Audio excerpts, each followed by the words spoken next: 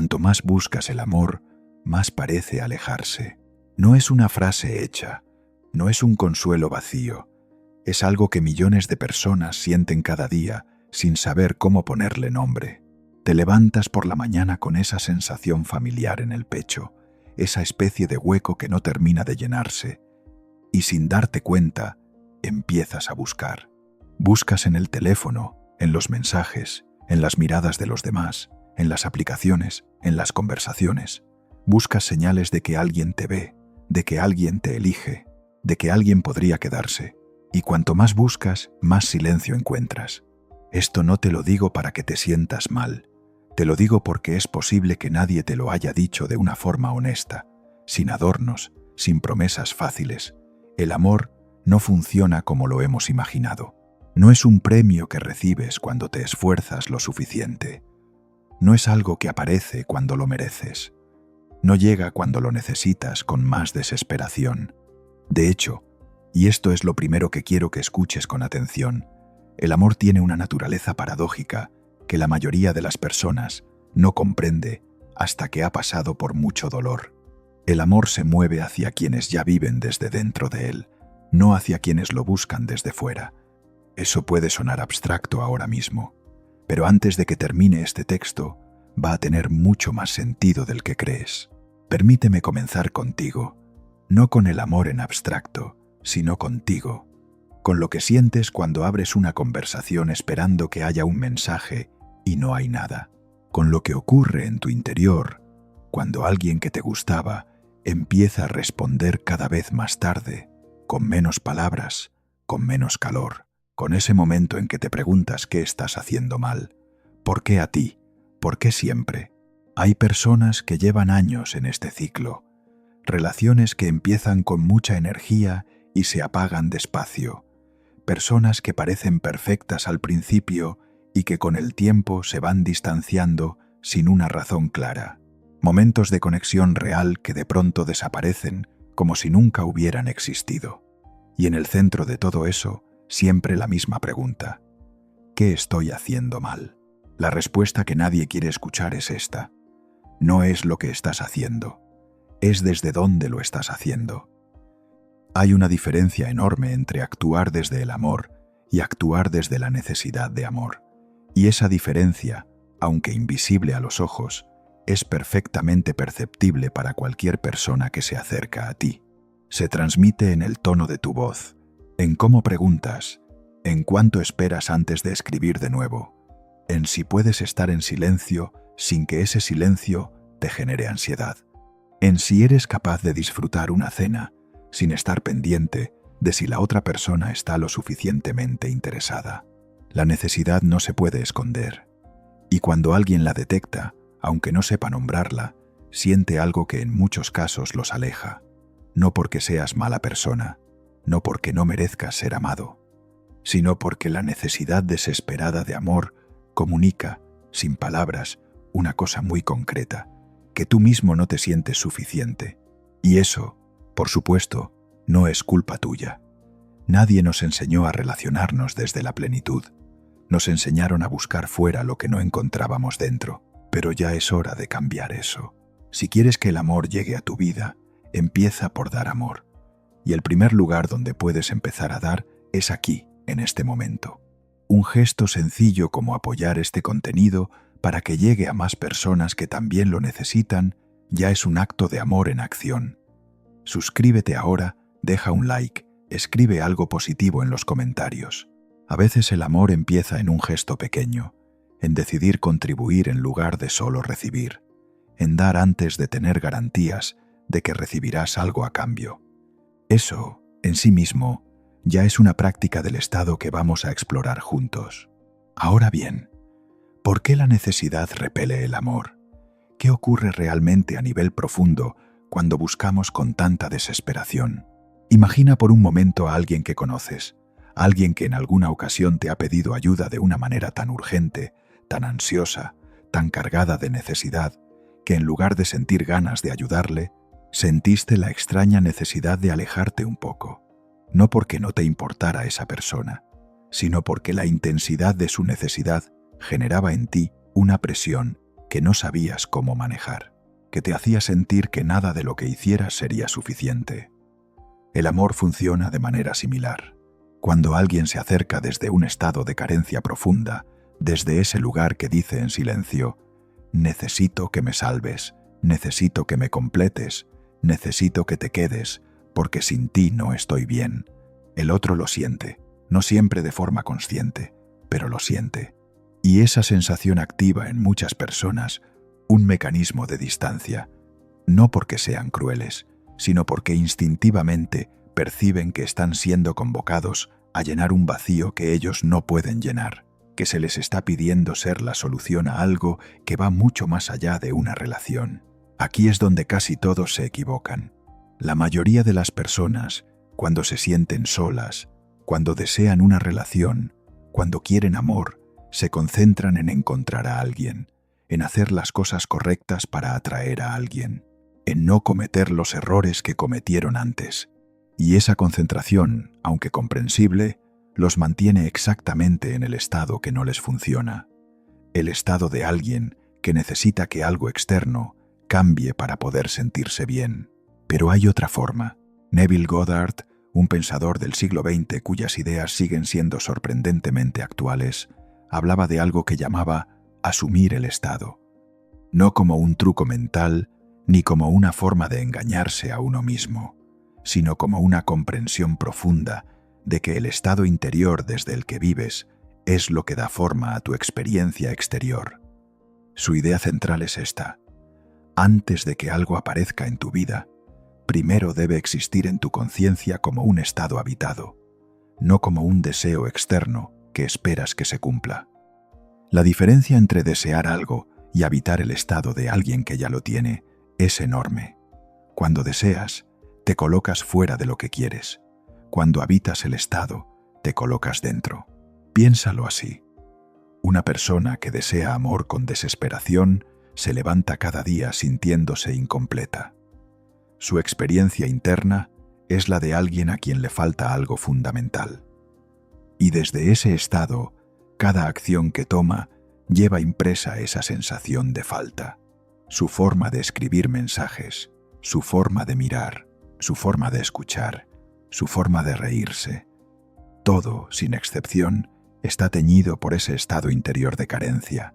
Una persona que habita el estado de alguien amado, aunque no tenga pareja en este momento, vive de manera radicalmente diferente. Se trata bien, se habla con respeto, no se apresura en las relaciones porque no siente que le falte algo urgente. Puede disfrutar de una conversación sin necesitar que lleve a algún lugar. Puede estar sola sin que la soledad le resulte insoportable. Puede dar sin esperar la devolución inmediata. Y eso, paradójicamente, es exactamente lo que hace que las personas se acerquen a ella. No porque haya aplicado ninguna técnica de seducción, sino porque hay algo en alguien que vive desde la plenitud que resulta magnético de una manera que no tiene nada que ver con el aspecto físico ni con las palabras correctas. Tiene que ver con el estado desde el que esa persona existe en el mundo. Esto puede incomodarte, porque si es verdad, si el problema no está en los demás, sino en el estado desde el que tú te relacionas, entonces hay algo que tienes que cambiar, que va mucho más profundo que los consejos habituales sobre cómo ligar o cómo actuar en una cita. Hay algo que tiene que ver con cómo te tratas a ti mismo, con lo que crees que mereces, con si puedes sentirte completo sin necesitar que nadie te lo confirme. Y ese cambio no es fácil, pero es posible, y es el único que verdaderamente funciona. Hablemos de la carencia emocional y de cómo se transmite sin palabras. Cuando una persona vive en estado de carencia emocional, no lo grita. De hecho, muchas veces ni siquiera lo reconoce. Lo que sí hace es actuar desde ese estado de maneras que resultan perfectamente legibles para el inconsciente de quienes la rodean. Hay personas que buscan validación constante sin darse cuenta, que hacen preguntas cuya respuesta real ya conocen, pero necesitan escuchar de otro, que cuando reciben un cumplido, lo minimizan o lo cuestionan, porque en el fondo no se lo creen, que cuando alguien les muestra interés, empiezan a preguntarse cuándo va a dejar de hacerlo, esperando casi con certeza que ocurra. Hay personas que revisan el teléfono compulsivamente, que sienten una especie de ansiedad de baja intensidad que no desaparece del todo, ni siquiera en los buenos momentos. Que cuando están con alguien que les gusta, en lugar de estar presentes en la conversación, están monitorizando constantemente si esa persona sigue interesada. Hay personas que hablan de sí mismas de una manera sutil, pero continua, que busca generar aprobación, que ajustan lo que dicen según lo que creen que el otro quiere escuchar, que tienen dificultades para mantener sus propias posiciones cuando sienten que el desacuerdo podría costarles el afecto del otro. Todo esto, repito, no es señal de ser mala persona, es señal de estar operando desde un estado interior de carencia, y ese estado, como decía, se transmite de formas que no controlamos conscientemente, pero que los demás perciben con una claridad sorprendente. El lenguaje corporal cambia cuando operas desde la carencia. El tono de voz cambia. La velocidad a la que respondes los mensajes cambia. La forma en que escuchas cambia. La calidad de tu presencia en una conversación cambia. Cuando estás verdaderamente en paz con quien eres, cuando no necesitas que esa persona te valide para sentirte bien, cuando eres capaz de estar presente sin el ruido de fondo de la ansiedad, todo eso también se nota. Y de una manera que es difícil de fabricar artificialmente. No puedes fingir plenitud de forma sostenida. La carencia acaba filtrándose. La única solución real es construir esa plenitud genuinamente, desde dentro, de tal manera que no sea una actuación, sino un estado real desde el que vives. Y ahí es donde el trabajo verdadero comienza. Antes de continuar, quiero detenerte un momento en algo importante. Si estás leyendo esto, o si estás escuchando estas palabras, es muy probable que en algún punto de tu vida hayas sentido que el amor es algo que tienes que ganarte, que tienes que ser suficientemente interesante, suficientemente atractivo, suficientemente exitoso, suficientemente divertido para que alguien decida que merece la pena quedarse. Esa creencia es el origen de casi todo el sufrimiento en las relaciones, porque cuando crees que el amor hay que ganárselo, vives en un estado constante de prueba. Cada interacción se convierte en un examen. Cada respuesta lenta del otro se convierte en una calificación negativa.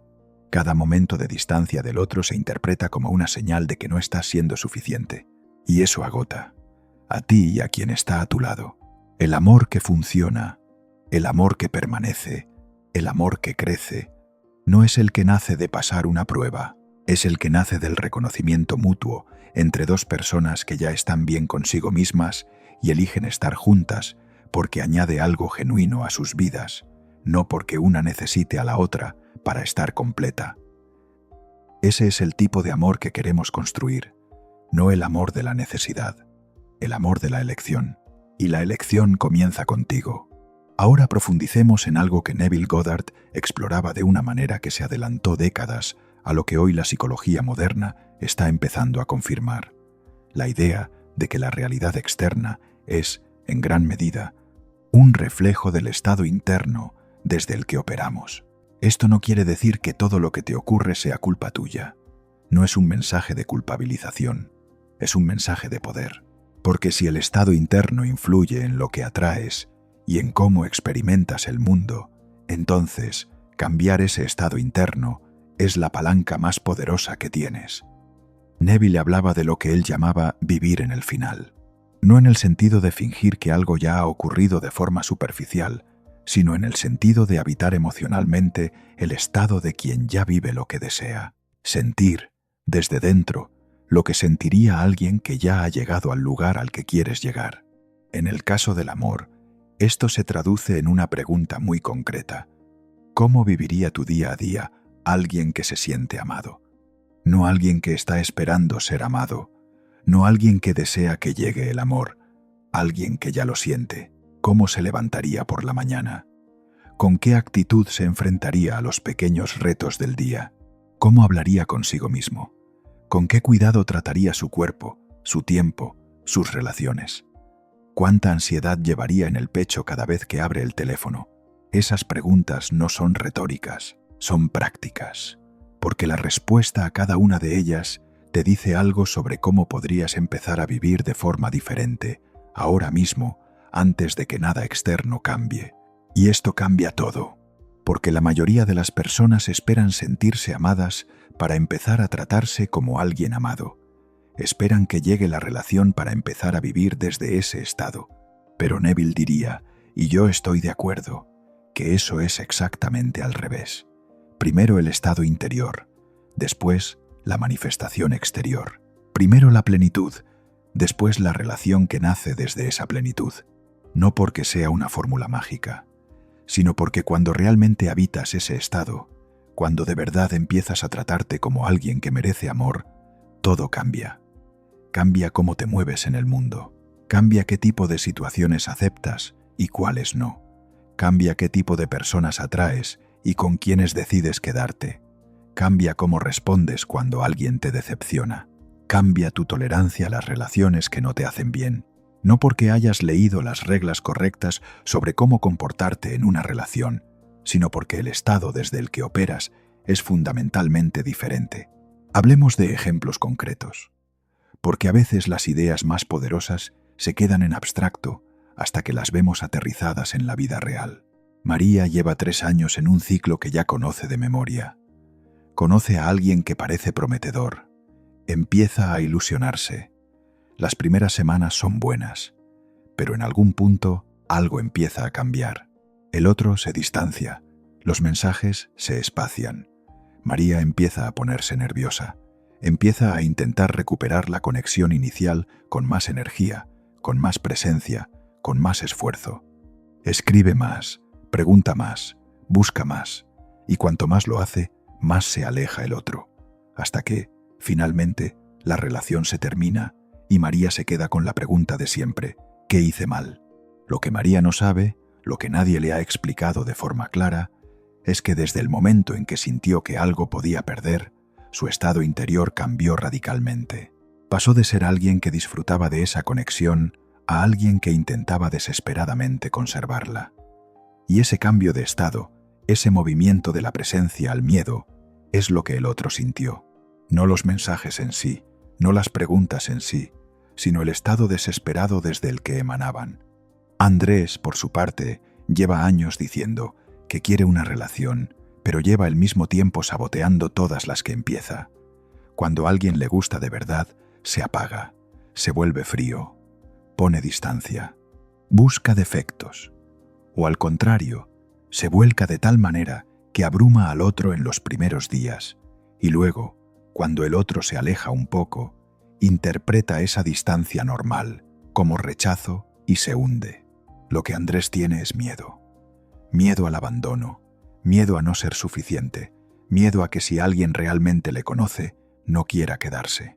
Y ese miedo, que vive en su interior como un estado permanente de alerta, se traduce en comportamientos que producen exactamente lo que teme, no porque sea su destino, sino porque el estado desde el que actúa lo dirige, una y otra vez, hacia el mismo resultado.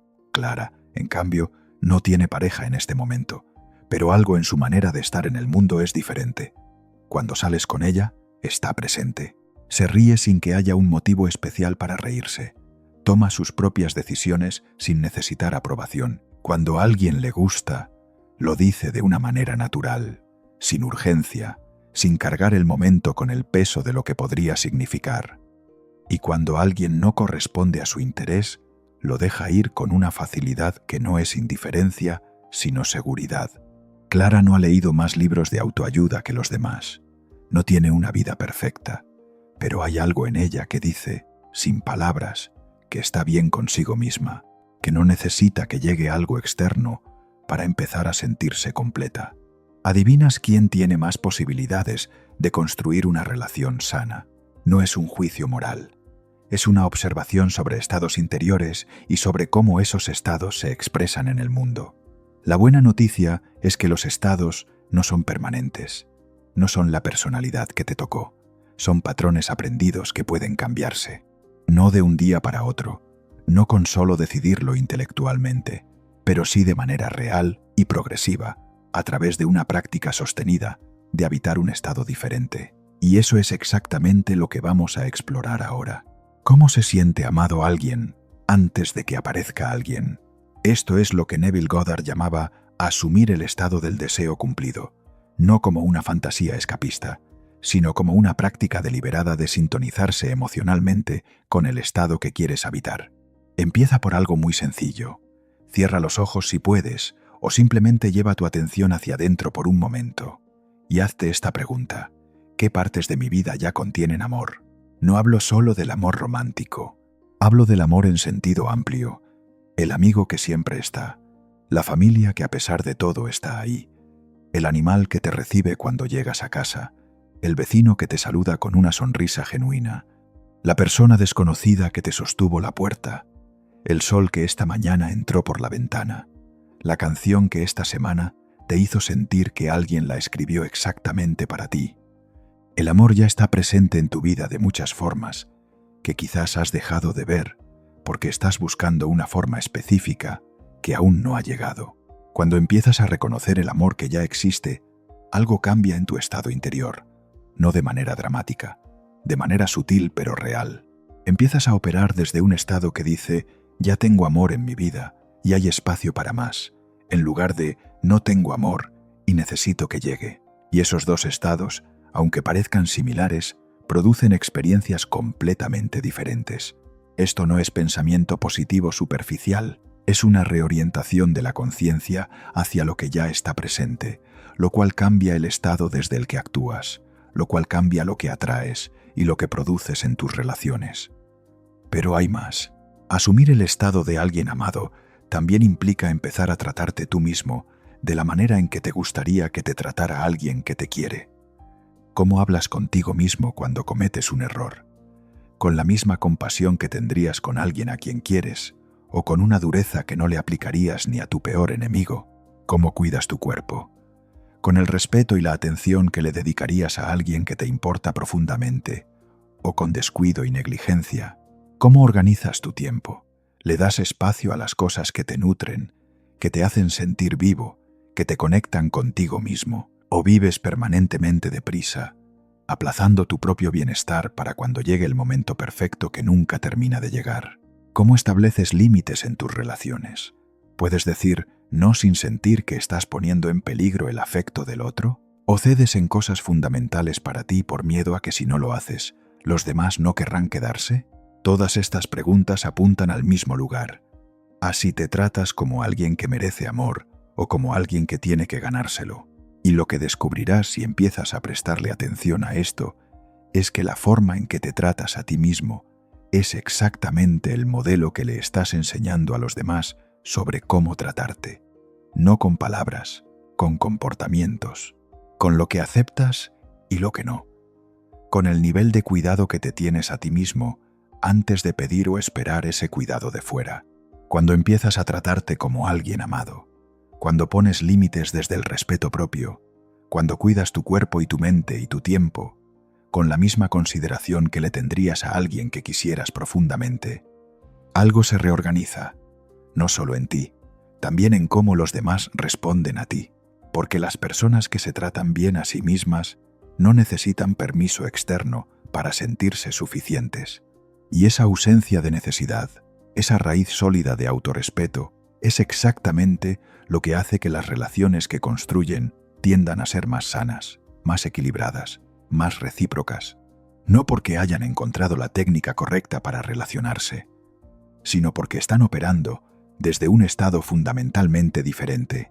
Si realmente quieres vivir desde el amor, empieza a actuar desde él. Suscribirte a este canal, dejar un comentario, apoyar este contenido, es una forma simple de dar amor hacia afuera, de contribuir a que este mensaje llegue a otras personas que también están buscando esta claridad.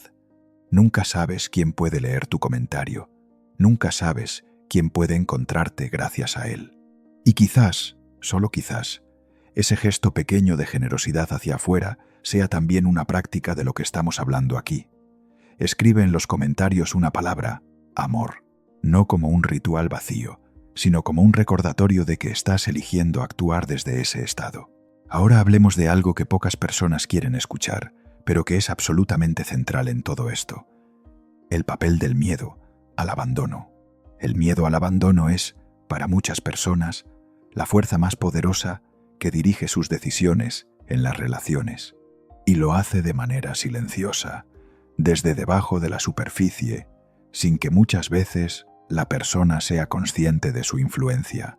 Aparece en formas muy diversas. En algunas personas se expresa como hipervigilia, estar siempre atento a cualquier señal de que el otro podría irse, interpretar cada mensaje ambiguo como una mala señal, leer entre líneas en busca de señales de alarma, prepararse mentalmente para el peor escenario, como si al anticiparlo pudiera evitarlo. En otras personas se expresa como evitación, precisamente porque el abandono duele tanto. Se protegen no permitiendo que nadie se acerque demasiado. Mantienen cierta distancia emocional que parece frialdad, pero en realidad es armadura. Se vuelven expertos en comenzar conexiones, pero en salir de ellas antes de que la otra persona tenga la oportunidad de irse. Y en otras personas se expresa como entrega total y desproporcionada, dando tanto, tan rápido, cediendo tanto, complaciendo tanto, que en realidad están intentando hacer que el otro no tenga razones para irse, sin darse cuenta de que esa dinámica produce exactamente lo que temen, porque la persona al otro lado empieza a sentir el peso de ser la razón de la felicidad de alguien, y eso, para la mayoría, resulta agotador. Aquí es donde casi todos se equivocan. El miedo al abandono no se resuelve encontrando a alguien que no te abandone. Se resuelve construyendo una relación contigo mismo que sea lo suficientemente sólida como para que el abandono, aunque duela, no te destruya. Eso no significa volverse insensible. Significa construir una base interior que no dependa de la presencia de una persona específica para mantenerse en pie. Significa saber que si alguien se va, no es porque seas fundamentalmente defectuoso. Significa poder vivir la pérdida sin que esa pérdida confirme todas tus peores creencias sobre ti mismo. Cuando construyes esa base, algo extraordinario ocurre. El miedo al abandono pierde su fuerza. No desaparece completamente, porque somos humanos y la pérdida duele, pero deja de ser el director de tus decisiones. Deja de ser la fuerza que te empuja a ceder cuando no deberías, a perseguir cuando deberías soltar, a quedarte cuando deberías irte. Y cuando el miedo al abandono deja de dirigir, empiezas a relacionarte desde un lugar radicalmente diferente. Empiezas a elegir en lugar de necesitar, a dar en lugar de comprar afecto, a quedarte porque quieres y no porque tienes miedo de lo que significaría irte. Eso es lo que Neville quería decir cuando hablaba de habitar el estado, no una actitud de fingida indiferencia, no un performance de seguridad, sino una seguridad real que viene de saber, desde dentro, que estás bien, que mereces amor, que si algo se va, lo podrás sostener, y que hay espacio, siempre hay espacio, para que llegue algo mejor. Hablemos ahora de algo práctico, de cómo empezar a construir ese estado de manera real. El primer paso es la honestidad, no la honestidad brutal y cruel que te machaca, sino la honestidad compasiva que te permite ver con claridad desde qué estado estás operando ahora mismo. Hazte estas preguntas sin juzgarte. Reviso el teléfono, esperando mensajes de personas específicas, con una frecuencia que me genera ansiedad. Cambio mi comportamiento, mis opiniones o mis planes según lo que creo que otra persona quiere para sentir que me aprueba. Cuando estoy bien conmigo mismo, es porque algo externo ha confirmado que estoy bien, o es un estado que puedo sostener independientemente de lo que ocurra afuera. Puedo estar solo sin que esa soledad se convierta en sufrimiento. ¿Cuándo fue la última vez que me traté con la misma gentileza que le tendría a alguien que quiero? No tienes que tener las respuestas perfectas, solo tienes que ser honesto, porque la honestidad es el primer movimiento desde la carencia hacia la plenitud. Es el reconocimiento de dónde estás realmente, sin disfrazarlo, lo que te permite empezar a moverse desde ese punto real. El segundo paso es empezar a habitar el estado con actos pequeños y concretos, no con afirmaciones que no crees, no con visualizaciones que se sienten vacías, porque en el fondo sabes que son una fantasía, sino con comportamientos reales y verificables que demuestren, primero a ti mismo y después al mundo, que estás empezando a tratarte como alguien amado. ¿Qué haría alguien que se siente amado esta mañana? Quizás desayunaría con calma en lugar de pie y con prisa. Quizás dedicaría 10 minutos a hacer algo que genuinamente disfruta. Quizás respondería ese mensaje de forma tranquila, sin urgencia, sin ansiedad, tomándose el tiempo que necesita. ¿Qué haría alguien que se siente amado esta semana? Quizás haría ese plan que lleva tiempo aplazando esperando tener con quién hacerlo. Quizás iría a ese sitio que le apetece. Quizás diría no a algo que no quiere hacer en lugar de ceder para complacer a alguien. ¿Qué haría alguien que se siente amado en sus relaciones? Quizás expresaría sus necesidades con claridad y sin disculparse por tenerlas. Quizás soltaría relaciones que no le hacen bien sin el drama de intentar cambiar al otro. Quizás elegiría pasar tiempo con personas que le nutren en lugar de con personas que le drenan. Estos no son grandes gestos heroicos. Son pequeños actos cotidianos de autorrespeto que, acumulados en el tiempo, construyen el estado interior que buscas. Y aquí está algo que es fundamental entender. No se trata de que hagas todas estas cosas para que llegue el amor. Se trata de que hagas estas cosas porque ya eres alguien que merece amor. La diferencia parece sutil, pero es enorme. En el primer caso, sigues operando desde la carencia, usando los comportamientos como una estrategia para conseguir algo externo. En el segundo caso, operas desde la plenitud, haciendo esas cosas porque es coherente con quien ya eres o con quien estás eligiendo ser. Cuando la motivación viene de la plenitud en lugar de la carencia, todo cambia.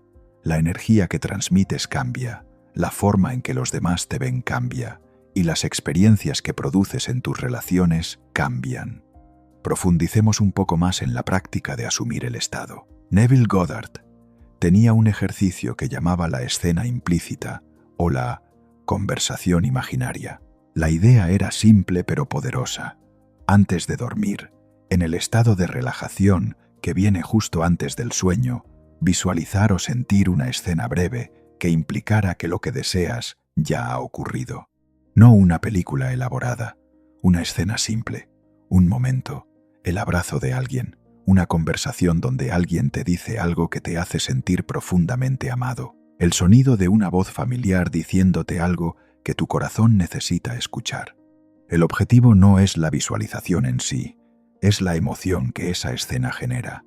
Es la sensación de sentirse amado, de sentirse elegido, de sentirse suficiente, que ese estado produce en el cuerpo y en la mente, porque esa emoción, experimentada de forma repetida y suficientemente intensa, empieza a convertirse en el estado base desde el que operas, no porque hayas cambiado algo externo, sino porque has cambiado el suelo desde el que creces.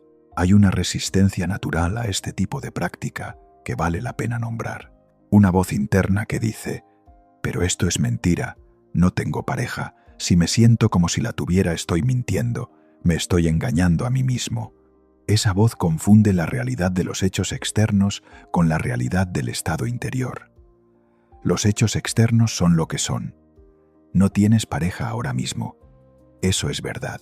Pero el estado interior no tiene que ser un reflejo pasivo de los hechos externos.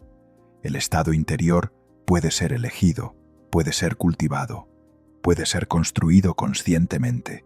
Y la paradoja es que cuando construyes el estado interior de alguien amado, cuando de verdad lo habitas, los hechos externos tienden a moverse en esa dirección, no como magia, sino porque el estado desde el que operas cambia las decisiones que tomas, las personas que te atraen, la forma en que te relacionas, lo que toleras y lo que no.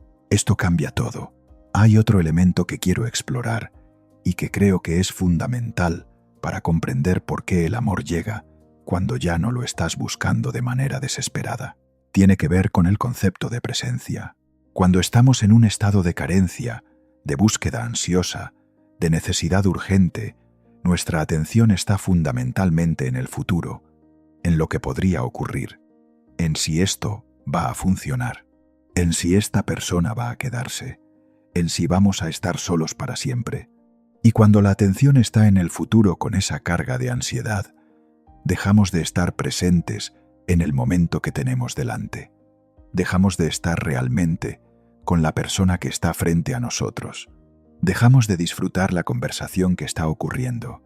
Dejamos de sentir la conexión que está disponible ahora porque estamos demasiado ocupados monitorizando si esa conexión va a durar.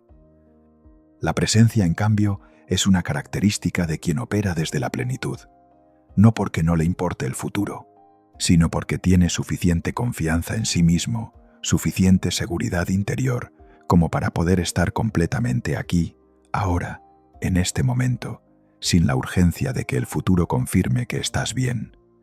Y la presencia es, para muchas personas, una de las cosas más poderosas y escasas que puedes ofrecer a alguien. Estar realmente aquí, escuchar de verdad, responder a lo que el otro está diciendo en lugar de a lo que estás calculando en tu cabeza. Estar con alguien, sin la distancia invisible del miedo.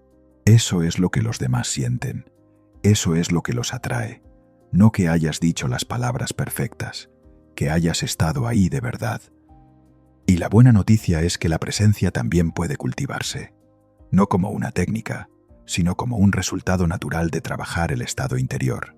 Cuando estás más en paz contigo mismo, cuando la ansiedad pierde intensidad, cuando no necesitas que nada externo te confirme, estar presente se vuelve natural, porque ya no tienes que monitorizar constantemente.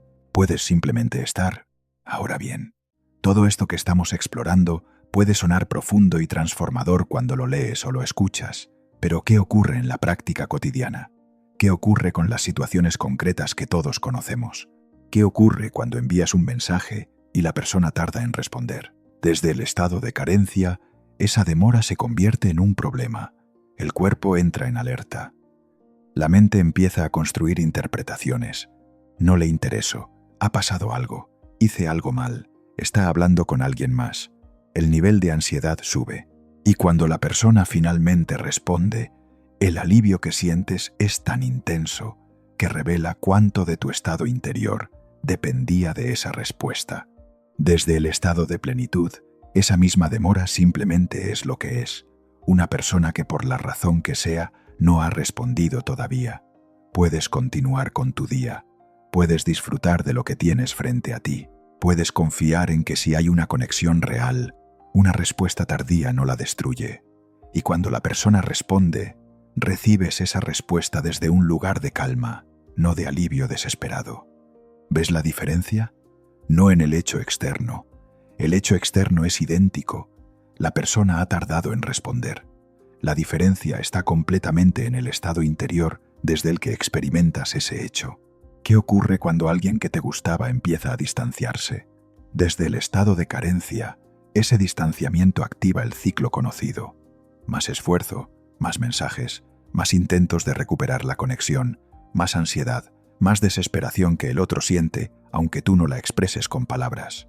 Y casi inevitablemente, el ciclo termina donde termina siempre. Desde el estado de plenitud, puedes reconocer el distanciamiento sin convertirlo en una catástrofe. Puedes preguntarte con honestidad si hay algo que quieres expresar a la otra persona, y si es así, hacerlo una vez, con claridad, sin urgencia. Y después, si el distanciamiento continúa, puedes soltarlo, no con indiferencia performativa, con la genuina comprensión de que no todas las conexiones están destinadas a crecer, y que eso no dice nada definitivo sobre tu valor como persona. Esa capacidad de soltar, que viene del estado de plenitud, es paradójicamente una de las cosas que con más frecuencia hace que el otro vuelva, no porque hayas aplicado una técnica, sino porque dejar de perseguir elimina la presión que estaba generando la distancia. ¿Qué ocurre con el miedo a quedarse solo para siempre? Ese miedo específico, tan común y tan paralizante, es un ejemplo perfecto de cómo un estado interior crea la experiencia que teme. Porque cuando tienes miedo de quedarte solo para siempre, actúas desde ese miedo. Aceptas situaciones que no son buenas para ti, porque tener algo parece mejor que no tener nada. Te quedas en relaciones que no te nutren por miedo a que si las dejas, no encuentres otra cosa. Bajas los estándares de lo que considerarías una relación sana porque la alternativa te aterroriza. Y todo ese conjunto de decisiones tomadas desde el miedo, tiende a producir exactamente las experiencias que confirman que el miedo tenía razón. Relaciones que no funcionan, conexiones que no llegan. La profecía se autocumple. La salida del miedo a quedarse solo no es encontrar a alguien rápidamente, es aprender a estar bien solo. Es construir una vida que sea genuinamente buena, que tenga sentido, que tenga riqueza, independientemente de si hay o no una relación romántica en ella. Porque cuando llegas a ese punto, cuando puedes decir con honestidad que tu vida es plena aunque no tengas pareja, algo cambia en la energía desde la que te relacionas. Ya no estás buscando a alguien que te salve de la soledad. Estás abierto a alguien que añada algo genuino a una vida que ya es buena. Y esa diferencia es enorme, porque el primero es una necesidad, el segundo es una elección. Y el amor que nace de una elección, de dos personas que cada una está bien consigo misma y eligen estar juntas porque enriquece sus vidas, es el tipo de amor que puede sostenerse en el tiempo. Hablemos también de la validación. La búsqueda de validación constante es quizás el síntoma más visible del estado de carencia en las relaciones. Y es también uno de los más dolorosos, porque crea un ciclo sin fondo. Cuando buscas validación, cuando necesitas que el otro confirme constantemente que te quiere, que le gustas, que te valora, estás en realidad pidiendo algo que nadie puede darte de forma permanente. Porque ninguna cantidad de validación externa puede llenar el vacío que viene de no sentirte suficiente desde dentro. Funciona durante un rato. Alguien te dice algo bonito y te sientes bien, pero ese bienestar tiene una vida muy corta. Enseguida necesitas otro refuerzo, otra confirmación, otra señal de que sigues siendo querido. Y ese ciclo no solo es agotador para ti, sino que pone una presión enorme sobre el otro, porque nadie puede ni quiere ser el proveedor permanente de la autoestima de otra persona. La salida no es recibir más validación. La salida es desarrollar la capacidad de validarte a ti mismo, de reconocer tus logros sin necesitar que nadie te los confirme, de estar en paz con tus elecciones sin necesitar aprobación, de saber que eres suficiente no porque alguien te lo haya dicho, sino porque lo reconoces desde dentro. Ese proceso no es instantáneo, requiere trabajo, requiere honestidad con uno mismo sobre los lugares donde todavía buscas aprobación externa. Requiere práctica de tratarse a uno mismo con el mismo reconocimiento y la misma gentileza que le daríamos a alguien que queremos. Pero cuando empieza a funcionar, cuando empieza a construirse esa capacidad de autovaloración real, algo cambia fundamentalmente en la forma de relacionarse. La ansiedad disminuye. La presión sobre las relaciones disminuye. La capacidad de disfrutar conexiones genuinas, sin necesitar que sean más de lo que son, aumenta. Y desde ese lugar, las relaciones que construyes son cualitativamente diferentes, porque no estás en ellas para conseguir validación. Estás en ellas por conexión genuina, por compañía elegida, por el placer de estar con alguien que te hace bien. Aquí es donde casi todos se equivocan. Creen que la solución al dolor de la soledad es encontrar a alguien. Pero la solución real es aprender a estar contigo mismo de una manera que no sea sufrimiento. Porque si no aprendes eso, si dependes de la presencia de alguien para estar bien, estás construyendo la relación sobre una base que no puede sostenerse. Estás convirtiendo al otro en tu muleta emocional. Y tarde o temprano, esa dinámica produce fractura, la independencia emocional. Ese concepto que a veces se malinterpreta como frialdad o indiferencia, no significa no necesitar a nadie. Significa que tu bienestar básico no depende de que una persona específica esté presente o no. Puedes querer a alguien profundamente, puedes disfrutar su compañía, puedes sentir que su presencia enriquece tu vida y al mismo tiempo estar bien sin ella. Eso no es indiferencia, es amor maduro. Es el tipo de amor que puede durar porque no está construido sobre la necesidad de que el otro sea lo que no puede ni debe ser. Vamos a ir acercándonos hacia el cierre de todo esto que hemos explorado juntos, Pero antes, quiero detenerte en algo que me parece crucial. Todo lo que hemos hablado hasta aquí, el estado interior, el autorrespeto, la plenitud, vivir desde el amor antes de que llegue alguien, puede sonar como un proceso solitario, como un trabajo que haces a puerta cerrada contigo mismo, y en parte lo es.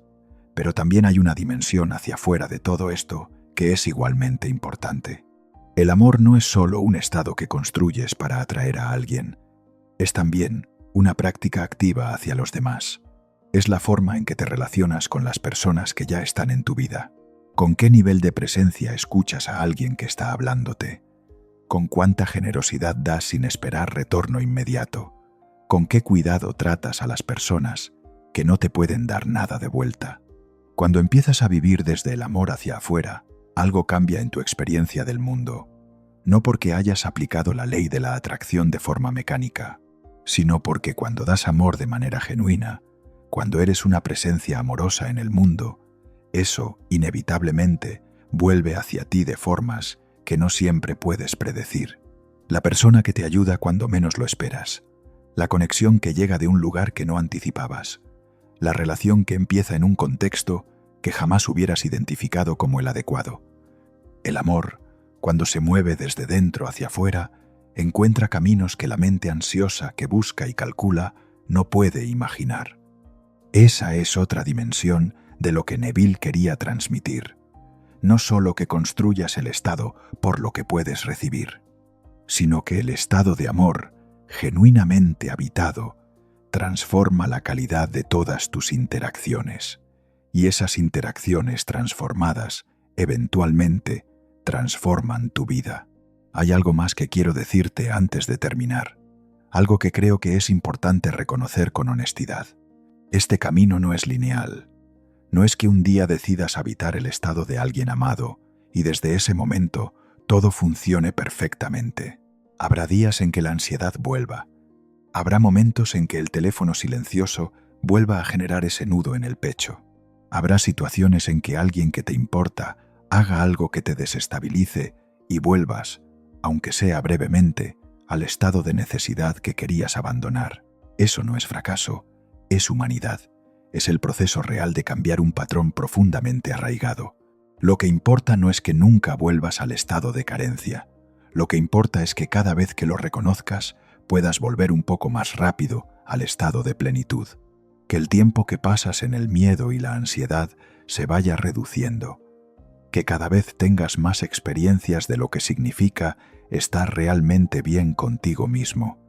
Y esas experiencias, acumuladas en el tiempo, van construyendo una nueva base, una nueva forma de relacionarte contigo mismo que va siendo más natural, más real, menos frágil. No es un destino que se alcanza de una vez, es una dirección en la que te mueves, y esa dirección, sostenida en el tiempo, cambia todo. Si quieres que el amor empiece a moverse en tu vida, empieza moviéndote tú. Suscríbete a este canal, deja tu comentario, comparte este mensaje con alguien que creas que lo necesita. Nunca sabes a quién puede llegar. Nunca sabes qué puerta puede abrir. Y ese gesto de dar hacia afuera, de contribuir a que esta claridad llegue a más personas, es en sí mismo una práctica del estado que hemos explorado juntos. Hay una última cosa que quiero dejarte. Cuando Neville hablaba de asumir el estado, no prometía que las cosas cambiarían mágicamente de un día para otro. Prometía algo más profundo y más real, que el cambio de estado interior es el cambio más fundamental que puedes hacer, que antes de que nada externo cambie, hay un cambio interior que lo hace posible, y que ese cambio interior está completamente en tus manos, no en las manos de la persona que quizás no está respondiendo tus mensajes, no en las manos de las circunstancias que no controlas, no en las manos del destino, ni de la suerte, ni del momento adecuado, en las tuyas, en cómo eliges tratarte hoy, en qué historia te cuentas sobre lo que mereces, en si puedes dar un paso, aunque sea pequeño, hacia la versión de ti que ya vive desde el amor. Esa versión existe, no como una fantasía, como una posibilidad real que está disponible para ti ahora mismo, antes de que llegue nadie, antes de que cambie nada externo. Y cuando empieces a habitarla, Cuando de verdad comiences a tratarte como alguien amado, algo empieza a moverse, no de manera dramática, de manera sutil y sostenida. Las personas que entran en tu vida empiezan a ser diferentes. Las relaciones que construyes empiezan a tener una calidad diferente. Tu propio sentido de lo que mereces empieza a expandirse, no porque hayas encontrado la técnica correcta, sino porque has cambiado el suelo desde el que creces. El amor no aparece cuando lo buscas con desesperación. Aparece cuando ya no lo necesitas para estar bien, cuando lo reconoces en lo que ya tienes, cuando lo practicas hacia afuera y hacia adentro, cuando lo encarnas como estado antes de que llegue como persona. Empieza hoy, no cuando estés listo. Hoy, trátate como alguien amado. Habla contigo mismo con gentileza. Pon un límite que hayas estado aplazando. Haz ese plan que llevas tiempo postergando. Da algo sin esperar nada a cambio. Sé presente con alguien que tienes cerca. Esos son los gestos que construyen el estado. Y el estado es el origen de todo lo demás. El amor no empieza cuando llega alguien. Empieza cuando tú empiezas a ser alguien que vive desde él. Y eso, hoy, es posible.